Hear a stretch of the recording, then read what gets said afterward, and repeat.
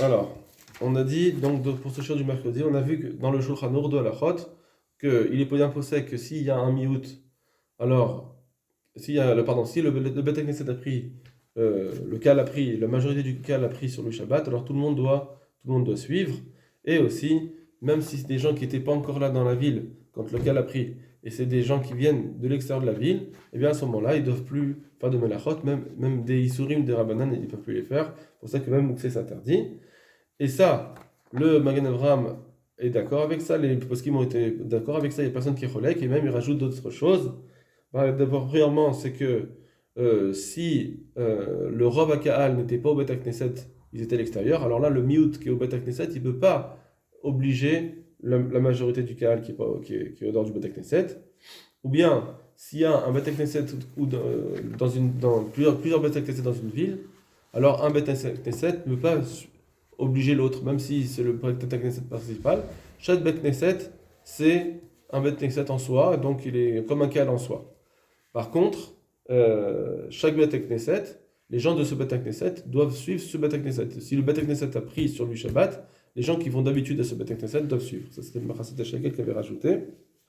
Voilà. Après, on a vu le Aruch HaShulchan. Donc, il nous dit que le klal, cette halakha dépend du klal que le miout, il va d'après le Rav, la minorité, elle va toujours elle doit suivre la minorité doit suivre la majorité. Et donc, si Beth Knesset a pris Shabbat, quelqu'un qui rentrerait dans ce Beth Knesset et qu'il n'avait pas encore fait Mincha, il ne peut pas prier Mincha sur place, donc il faut qu'il ait un autre endroit pour pouvoir prier. D'accord? Parce que, par contre, il a le droit de faire Mincha. Il aura le droit de faire Mincha, bien que toute la ville a pris sur lui le Shabbat. Malgré tout, tout ce qu'on a pris sur Shabbat, lui, il a pris Shabbat en tant que Khumra de ne plus faire des Malachot. Mais c'est encore Chol, c'est pour ça qu'il a le droit encore de faire Mincha.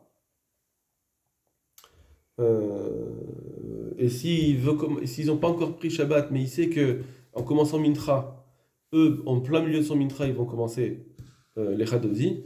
Alors là, il dit, c'est pas grave, il a le droit de commencer dans le Beth Knesset, il n'est pas obligé de changer d'endroit. S'il veut, il peut changer, même si au plein milieu, ils vont prendre Shabbat.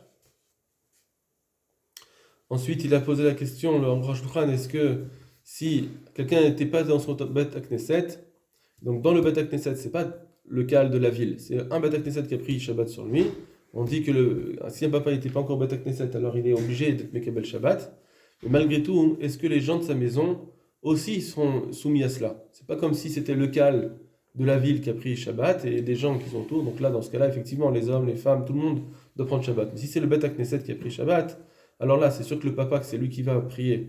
Donc à ce Beth Knesset, c'est lui qui lui aussi doit prendre Shabbat, bien qu'il n'y était pas au Beth Knesset. Mais est-ce que les gens de la maison sont obligés de prendre? Parce que ça s'appellerait nigrar à la nigrar, ça s'appellerait quelqu'un d'être tiré, soumis au papa, qui lui-même est soumis au Beth Knesset, alors qu'il n'avait pas pris sur lui-même directement Shabbat. Voilà. Comme tout